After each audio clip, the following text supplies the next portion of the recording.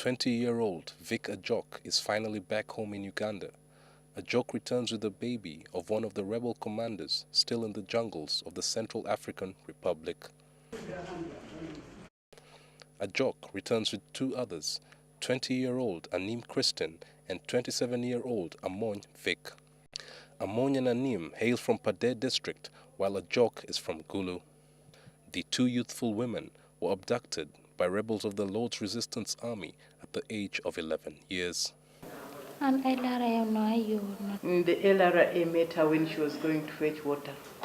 Amon says after 2 months in Uganda, the UPDF attacked their camp and they fled to South Sudan at Jaboran and Lobang Tek, where they were forced into the DRC and then to the Central African Republic, from where they have returned to join their families. The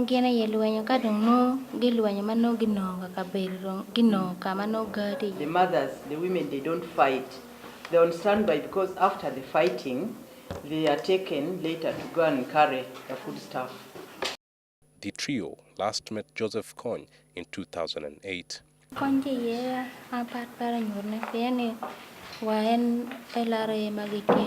She does not even know where Kony is. And even some of their leaders there do not know where Kony is. These women spent close to 2 months walking on foot from the Central African Republic until last week, when they crossed to the DRC with 25 other captives from the Congo, the Central African Republic and South Sudan. Today, Amon Vic, Anim Christian and Ajok Vic are free from captivity but will not be pardoned under the Amnesty Act. The pardoning part of the act has not lapsed. In other words, all ex-combatants who come out after that date are not pardoned, but they will continue to receive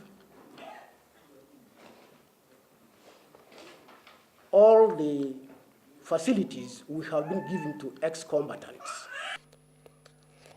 The Amnesty Commission says over 26,000 former rebel combatants from 28 rebel groups were given amnesty, and more than half of these came from the LRA and ADF rebel groups.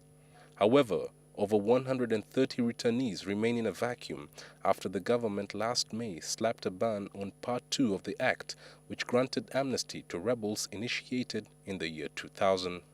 So the LRA, who is still in the bush, should know that the people of northern Uganda have forgiven them. So they should come back home, because many of the people are not going to have a grudge against them. They are interested maybe in a few top commanders. So these abductees, they know they are innocent, like these women you see here. They were abductees, they didn't go willingly, so government and the chief prosecutor is not interested in prosecuting these little people.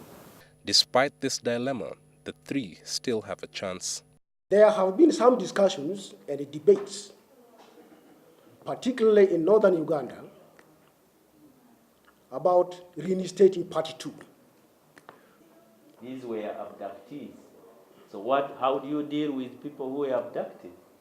Definitely it would be wrong to take them to courts of law and imprison them, because they didn't go on their own. The Amnesty Commission says the act should only apply to the three top LRA commanders, Joseph Kony, Dominic Ongwen and Okot Odiambo, who were wanted by the International Criminal Court for war crimes and crimes against humanity.